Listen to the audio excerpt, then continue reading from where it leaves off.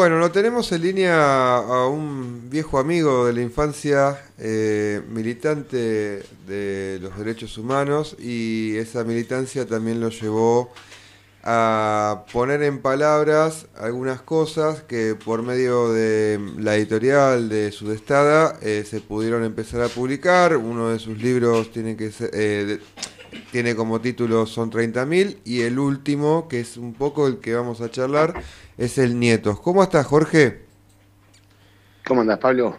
Che, gracias primero por la invitación para Sí, charlar del habíamos programa. quedado hace bastante tiempo, por diferentes cuestiones, bueno, se fue diluyendo, pero bueno, ahora me parece que es un muy buen momento para poder entrevistarte y que nos cuentes un poco, eh, bueno, qué te motivó a escribir y fundamentalmente qué es lo que escribiste para el público así en general. Antes que nada te cuento que, bueno, sigue Domingo Greco, que fue la entrevista anterior a vos, y estamos con Marcelo y Héctor Ladeda. Bueno, hola, ¿cómo andan? Hola, ¿qué Juan tal? Marcelo, Buenas ¿cómo andan tardes. Hola ustedes Jorge, ¿qué también? tal? Bueno, como decís vos, Pablo, de la militancia, por lo menos en mi caso, de los derechos humanos y en realidad de todo, ¿no? Uno va militando diferentes causas que se agrupan en un todo, ¿no? Más en los tiempos que corren. Eh, sí, se abocó en un momento al periodismo, a la escritura, siempre me gustó escribir. Y en el 2021 sacamos con Sudestada Nietas y Nietos de Plaza de Mayo, que es un libro que cuenta la transformación generacional en abuelas de Plaza de Mayo, cómo los nietos y nietas recuperadas toman la posta, digamos, de la búsqueda de abuelas. Y, y ahora hace 2 meses más o menos salió publicado 30.000, que es un laburo de investigación que se da en el contexto de los 50 años del inicio del terrorismo de Estado, en febrero del 75, con la ley de aniquilamiento a la subversión, el operativo Independencia, y es un libro que va y viene entre lo que es historia, eh, parte, digamos, del pasado y el presente, ¿no? Vinculado directamente con el gobierno nacional, con las políticas del ataque a la memoria, y un poco del replanteo de que nos seguimos haciendo de alguna manera, de qué sucedió, ¿no? Que a 40 años del retorno de la democracia ganen las elecciones la pata civil del partido militar. Es un poco un libro contado también para el llano, ¿no? Un amigo también lo describió de esa manera, que es, bueno, escrito en la trinchera para la trinchera, ¿no? Un poco desde ahí, y tratando de usar el vocabulario y contar la historia y transmitirlo al presente para que se pueda compartir tanto en escuelas como también a cualquier vecino, ¿no? La construcción de memoria en los tiempos que corren y entendiendo todo lo que sucedió también es eso, ¿no? Dejar de hablar un poco entre nosotros y transmitir conciencia, generar conciencia, contar lo que fue el terrorismo de Estado, incluso de la parte más humana, ¿no? Que entendiendo, ¿no? Que si por lo menos gran parte del pueblo comprende lo que significa, por ejemplo, que te desaparezca un hijo, no se pondría en duda ninguna de las cuestiones que hoy se ponen, ¿no? Sobre la mesa, o no se reivindique, no habría una reivindicación al terrorismo de Estado o el negacionismo, ¿no? O, bueno, expresiones que siguen lastimando y que, bueno, llevaron también de alguna manera a lo que estamos padeciendo hoy como país. Jorge, bueno, Marcelo es mi nombre. La semana Sí, pasada cómo no. entrevistamos a Fermín Rivera, que es el director, no sé si lo conoces, el director del documental Revelar, Indicios eh, De identidad. de Identidad. Y No lo conozco a él, personalmente no lo conozco a él. bueno, y muy interesante el documental que está realizado también sobre indicios de la identidad de nietos recuperados. Y nos hablaba él de las dificultades que tiene hoy por hoy, por ejemplo, la difusión del documental. En el caso de estos libros que vos escribiste, ¿cuál es la situación en cuanto a repercusión y a alcance, a distribución? Hay algo bueno, que está difícil en todos los ámbitos, ¿no? Yo fui a Buenos Aires, yo vivo en la costa, en Aguas Verdes, un pueblito de Bosque, hace 5 años. Y fui ahora hace era un mes más o menos, que fui a Buenos Aires, hice 4 o 5 presentaciones juntas y había ido una vez pasada. Sí, lo que pasa ahora, que yo lo analizo quizás de este lugar que les voy a decir, ¿no? Que es, bueno, hoy hay hambre, ¿no? Hoy hay unas problemáticas mucho más urgentes que conllevan a que la gente no se está acercando a quizás a estos espacios, ¿no? Después sí, por supuesto que hay una cuestión de censura desde diferentes lugares, no solo del gobierno, sino también de internas, ¿no? Internas partidarias, internas municipales, que llevan, a mí me ha pasado, cuestiones particulares, no, sin mencionar el lugar, ¿no? Digamos, en que te bajan una actividad entre propios compañeros, es raro. Pero también sucede esto, ¿no? Está difícil, digamos, cuando uno se pone a hablar en este caso, de la memoria, como algo puntual, cuando hay una problemática urgente como el hambre, ¿no? Como el hambre, a ver, laburantes que no llegamos al 15 del mes, jubilados que cobran 300 lucas, la falta de medicamentos, ¿no? Las pensiones por discapacidad, o sea, estamos hablando de un todo, la salud pública, la educación, las universidades, de un todo que en ese estado de shock, ¿no? que nos está sacudiendo, es como recibir 1000 piñas juntas y que todavía no sabemos de dónde viene bien, ¿no? o cuál es la próxima piña que nos viene, y sentarse a hablar de la memoria cuesta que la gente se acerque. A mí me ha pasado que en las presentaciones fueron muchos estudiantes, delfines, ¿no? De escuela secundaria y demás, y el diálogo fue bastante piola, porque estamos hablando con pibes que no tenían idea de lo que fue el terrorismo de Estado, por ejemplo, ¿no? Y vincularlo siempre con el presente, ayuda desde ese lugar, de comprender también lo que peligra hoy, ¿no? Lo que nos puede condenar hoy al futuro cercano, lo que le puede suceder a un pibe por ser morocho y tener visera en la calle, digamos, ¿no? Desde ese lugar a la condena social, económica, política, cultural que insisto, ¿no? Estamos padeciendo como país, ¿no? Y cuál es la política de olvido, ¿no?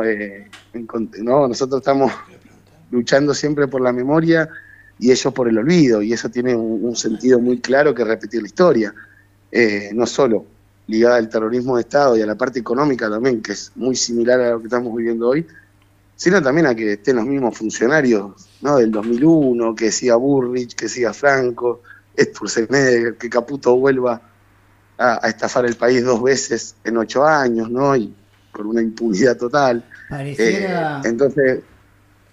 sí, no, que pareciera, digo, un déjà vu, ¿no? Esto, porque justamente el capitalismo, en esta versión ayornada, el neoliberalismo, evidentemente hizo muy bien las cosas, ¿no? Porque vos fíjate que vos escribiste un libro sobre algo que sucedió hace 30, 40 años en Argentina, y que nos pasó, pero también era para implementar un plan económico del cual estamos pagando las consecuencias atroces hoy, y no nos podemos recuperar, y estas mismas consecuencias que estamos pagando hoy no nos permiten hablar de esto que nos pasó como consecuencia de las políticas económicas de ese momento. O sea, la hicieron perfecta. Sí, ese es un vaivén. A ver, la política económica es la misma de Martínez de Hoz hace 50 años, la de Menem, la de la Rúa, la de Cavallo, la de Macri, y no son tan alejados un gobierno del otro, digamos, ¿no? Entonces tenemos, como hablamos, ¿no? A Sturzenegger, que como si fuera un salvador, fue el del megacanje del 2001, ¿no? Caputo, que se fugó todos los préstamos del FMI de Macri y otra vez entra el FMI. Sí, estamos en es una mezcla entre grotesco, porque los funcionarios, la verdad que es tremendo escuchar los argumentos que tienen, ¿no? Pero estamos gobernados por la confusión también, y eso es una responsabilidad también directa de la operación mediática que hay, de un blindaje mediático enorme. No fue como cuando subió Macri, digamos, hablando de la transparencia política, ¿no? En contra de la corrupción, y subió una de las familias más ladronas de la historia argentina, de hecho, durante la dictadura misma, ¿no? ha crecido su patrimonio durante el menemismo. Y hoy nos están gobernando quienes están haciendo de la corrupción una política nacional totalmente blindada, de la que no se habla. Y en relación, por ejemplo, con el terrorismo de Estado, una de las charlas que hablamos incluso con los pibes, ¿no? Lo peligroso del estigma y del mote de delincuente a quien sale a protestar, digamos. No nos tenemos que olvidar que durante la ley Bases, el gobierno denominó terroristas a quienes salieron a protestar y llevaron a gente a la cárcel común de Marcos Paz, digamos, ¿no? Y así en diferentes situaciones, en operativos de Burrich, incluso en los miércoles de jubilados, que han llevado con el mote de terroristas, o que nos llama delincuentes por salir a protestar, cuando a la vez le da el aval a las fuerzas de seguridad de disparar por la espalda, sin orden de alto, a un delincuente. En ese 2+2, digamos, te pueden pegar un tiro si vos salís a protestar, sin tener ningún costo el uniformado, ¿no? Estamos ante un peligro, una línea muy delgada, que bueno, está bueno siempre concientizar y hablar, porque nada, la gente quizás a muchos se les pasa de largo por todas las problemáticas sociales que estamos atravesando también, que es un montón, ¿no? Es difícil para el tipo que llega a las 9 de la noche de laburar, no sabe qué comer, ponerse a analizar todo lo que está pasando en el país. Es Jorge, una piña tras otra. te quiero hacer yo digo, coincidimos, pero plenamente en términos de que la dictadura vino a implementar un modelo económico que es profundamente el modelo económico que arranca en el 76, que se profundiza en el 89 con la hiperinflación. Tenemos el gobierno de Carlos Saúl, crisis del 2001 con De la Rúa, Cavallo y todos los personajes que hicimos mención, digo, en general, ¿no?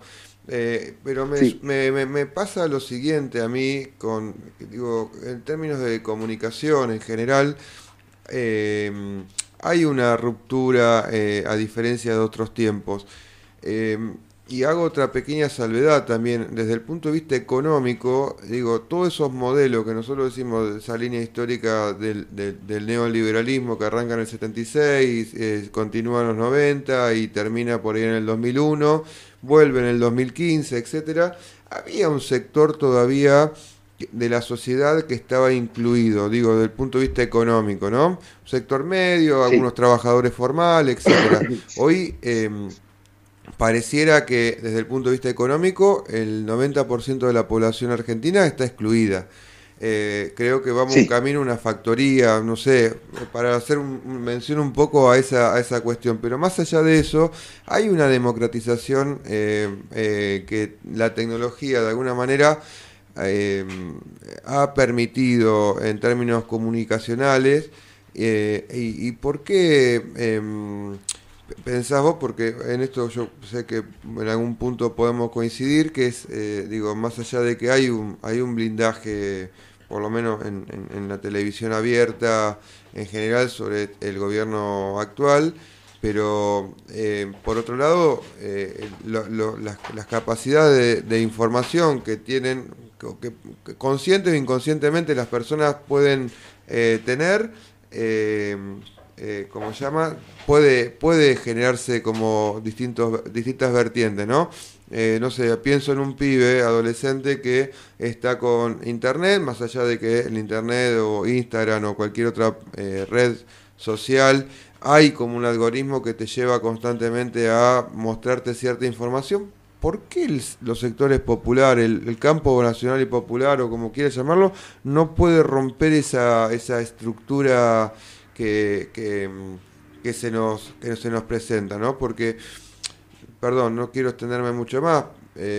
Digo, de pronto las fuerzas de seguridad pueden de alguna manera reprimir, como lo hacen, pero rápidamente a partir de la grabación de uno, de la filmación del otro, de la foto de allá y la foto de acá, se puede detectar rápidamente, por ejemplo, quién disparó a Grillo el día de la movilización. Claro. ¿Me entendés? Digo, hay una especie de democratización en términos, pero ¿por qué nosotros en el campo popular no podemos transmitir valores que históricamente nos han no hemos compartido, ¿no? La solidaridad es algo que el pueblo argentino siempre ha tenido, tiene todavía, de pronto. Y que hoy se haya individualizado tanto, que hoy se haya... que tengamos el presidente que tenemos, porque no es una cuestión menor lo de este tipo, digo, lo hemos profundizado muchísimo más. Bueno, te dejo. ¿Qué pensás? ¿Por qué crees que no podemos llegarle a la gente? Es como medio un todo, ¿no? Todo lo que dijiste lo agrupás, también es un montón. Y bueno, se verá también ahora, ¿no? Yo creo que las elecciones de octubre van a marcar algo en relación a eso, porque, a ver, a mí me pasó, creo que el primer cimbronazo que nos pasó a todos, ¿no? Que cuando llegaron las elecciones y ganan estos impresentables, ¿no? Uno lo primero que se pregunta es qué pasó, ¿no? ¿Cómo llegamos a esto? Y en esa pregunta hay un montón de mea culpa interna desde todos los sectores, ¿no? De la clase política, de la justicia, de la democracia misma, del laburo en los barrios, del abandono también que ha sufrido la gente desde muchos años, digamos. Entonces hay un montón de cuestiones ahí a reflexionar, y en vez de quedarnos con eso, bueno, ¿cómo combatimos esto? ¿Cómo resistimos esta locura que nos toca atravesar? Porque como decís vos, una cosa es votar algo que supuestamente compraste el relato de algo nuevo, yo te doy la derecha, y no digamos, bueno, nada, te engañaron, te estafaron. Lo del gobierno nacional en las elecciones fue una estafa, fue una estafa electoral. De hecho, los principales ministerios lo está manejando la tercera fuerza política, ¿no? El PRO, no, el macrismo, Bullrich, como quieran llamarlo. Fue una estafa nacional, una estafa electoral. Ahora, cuando vos ya te están sacando el pan de todos los días, cuando vos te están sacando los medicamentos, cuando vos te están haciendo, o sea, no hay una sola persona que pueda asegurar en el ciudadano de a pie que está mejor con el gobierno de Milei, ¿no? Salvo excepciones de grupos empresariales, ¿no? De tipos del 1% del país de riquezas desproporcionadas. Entonces, bueno, si lo vuelven a votar, estamos en otra historia, ¿no? Porque a vos te pueden mentir, te pueden cagar una sola vez, digamos, ¿no? Si no, a Caputo le abrimos dos veces la puerta, ¿no? Al ladrón que te robó en tu casa le abriste la puerta de vuelta, o le dejaste la casa con la llave puesta y te vuelve a robar. Entonces vamos a ver qué sucede en octubre en relación a eso. Yo creo también que hay una responsabilidad de la clase política, que de hecho lo sigue estando, ¿no? En relación, por ejemplo, al terrorismo de Estado, tenemos 6 diputados que se reunieron con genocidas en el penal de Seiza y que siguen sesionando en el Congreso como si nada. Digamos, se está debatiendo en el Congreso con gente que se reunió con Astiz y no sucedió absolutamente nada. Están debatiendo en el Congreso con gente que cambió el voto entre el aumento de las jubilaciones y después vetarlo. O sea, en cuestión de días cambiaron el voto de un lado a otro. Se han repartido embajadas, se han repartido cargos, se han repartido promesas de campaña y se sigue sesionando como si nada en el Congreso. Hay una responsabilidad también de la justicia. Tenemos a un presidente y a la hermana investigados por una corrupción tremenda como fue la estafa Libra. Digamos, ¿no? La otra vez se saltó a la luz lo de los bolsos, las valijas que entraron sin aduana y nadie habló más nada. Digamos, hay un blindaje de corrupción enorme y hay una responsabilidad también de la justicia. La misma justicia que, por ejemplo, ¿no? Cuando asumió el gobierno de Milei, le robó la comida a los comedores. 5 toneladas de alimentos que fueron secuestrados, que dejaron vencerse y la justicia le mandaba cartas intimidatorias, nada más. Que el gobierno no respondía o que apelaba y la comida se pudrió.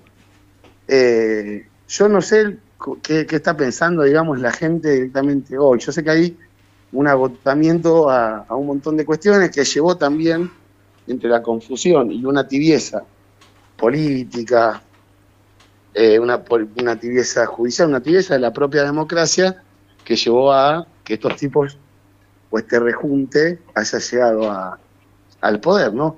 En relación, por ejemplo, a la memoria, no nos olvidemos que en pleno debate presidencial Milei negó el número de desaparecidos, se rió de las madres y de las abuelas de Plaza de Mayo, y nadie interrumpió el debate. Digamos, no sé. Entonces se dio un aval también peligroso.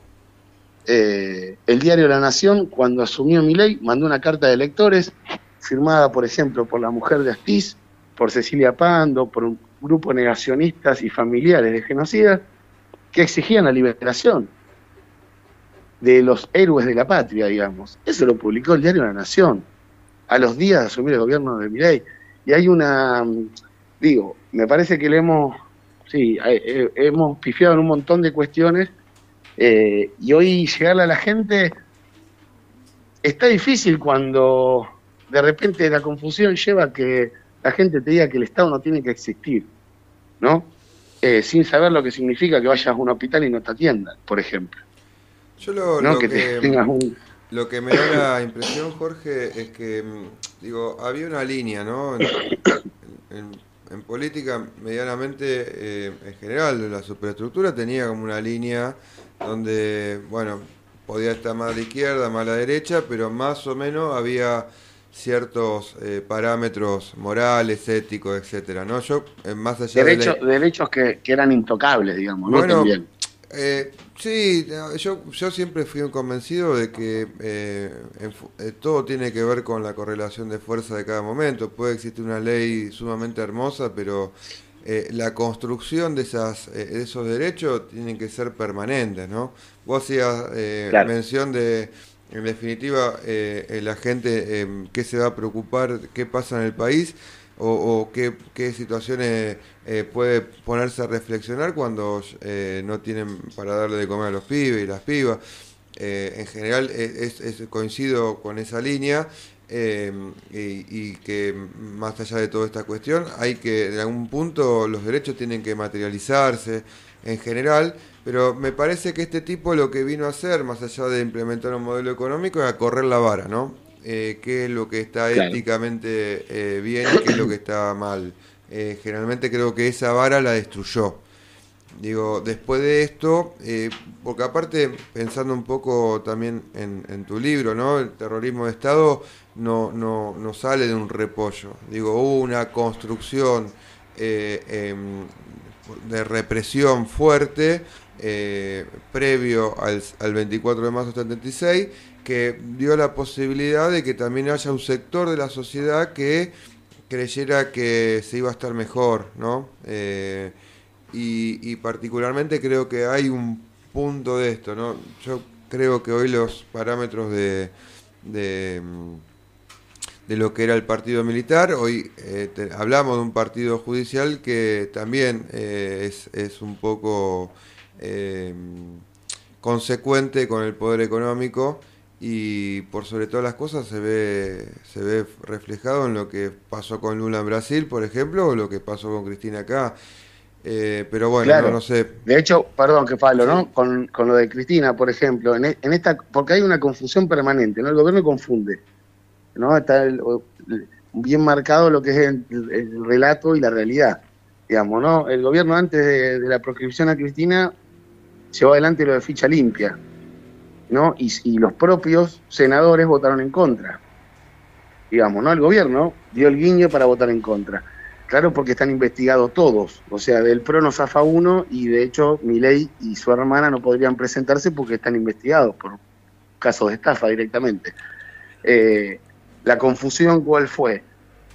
La puja entre Milei y Villarruel, los senadores votan en contra de ficha limpia, Cristina se salva y después las proscriben directamente, porque eso fue una proscripción.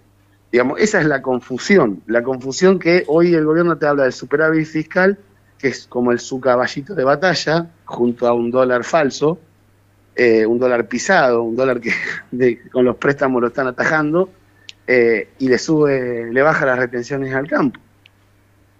No, digamos, compran armamento militar y aviones que juntan polvo, Que no funcionan, no le eso es aumentan lo más 20 cómico. lucas a los jubilados. No, pero aparte de aviones que no ¿Cómo? funcionan. O sea, compró No, claro, aviones para que juntar polvo. necesitan tener un chip, creo que es, algo así, que Inglaterra no se lo va a dar.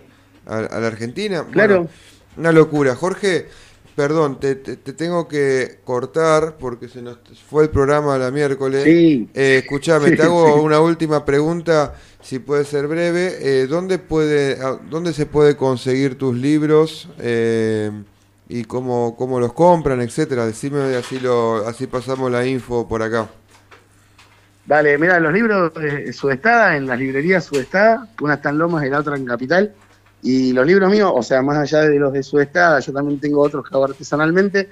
El Instagram mío es jorge.ezequielrodríguez, ahí también. Yo vivo en la costa, pero vienen siempre gente para acá, y en el oeste está mi familia.